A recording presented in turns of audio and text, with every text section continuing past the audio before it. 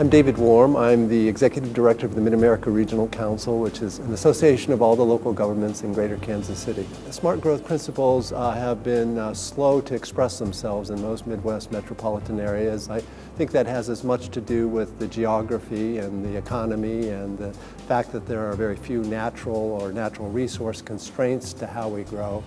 And so we approach smart growth, I think, differently in Midwestern metropolitan areas.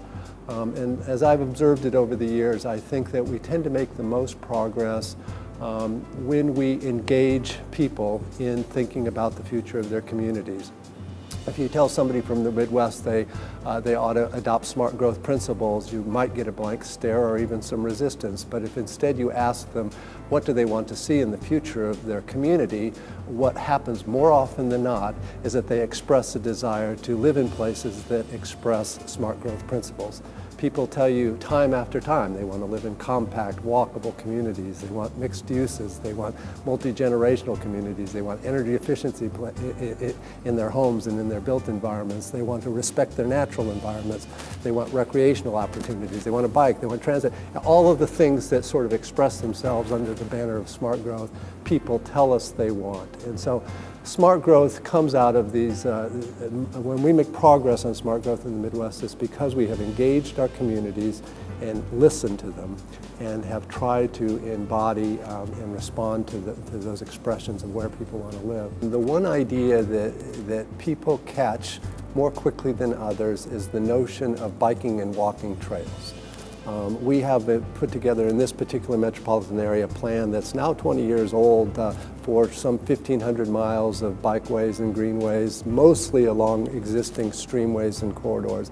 And when you communicate that vision to the average citizen who doesn't really think much about regional affairs, they get it immediately. And I think they get it because they can at once see the big vision of this region connected by natural systems, that they also can see it in their backyard. They can relate to it in their community, in their neighborhood. They can see them and their families using it. And so we have, over the last couple of decades, made systematic process and now have some 300 miles of trails that didn't exist a couple of decades ago. And the example there is important because I think what helps fuel this work is having a coherent vision and sticking to it over a long period of time.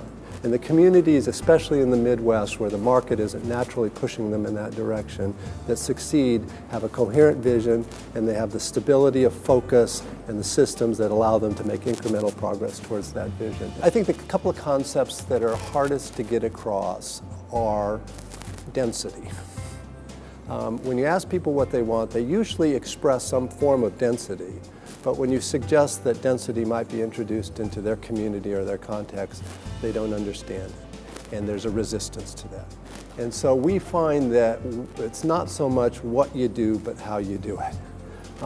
We all want to walk to coffee or walk to the grocery store, but we don't want to live next door to a 7-Eleven.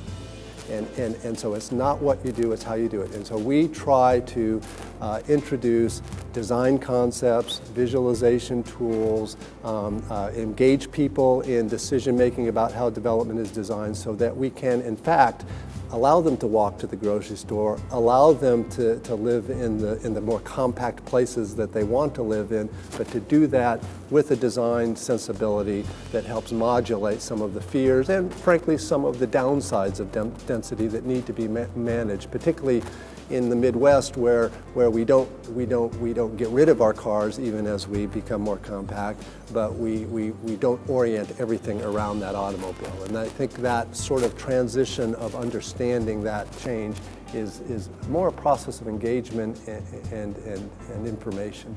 The smart growth movement has suffered from time to time as being portrayed as principles that are being foisted on people because it's for their own good, sort of a castor oil philosophy of growth. You got to do it because it's good for you, even though you find it distasteful. And I think that is just completely untrue. I mean, I think that what we find when we talk to people who live in this town, who own this town, who put down their roots in this town about what they want out of the future for the town, more often than not, they want a smart growth future. They don't call it that, but they want the very same principles and outcomes. They want to create places that are sustainable, that are affordable, and help foster a sense of community that they can belong to and that they can invest in. And that's what smart growth is about. It's about our collective future being sustained and creating healthy, vibrant places that people want and choose.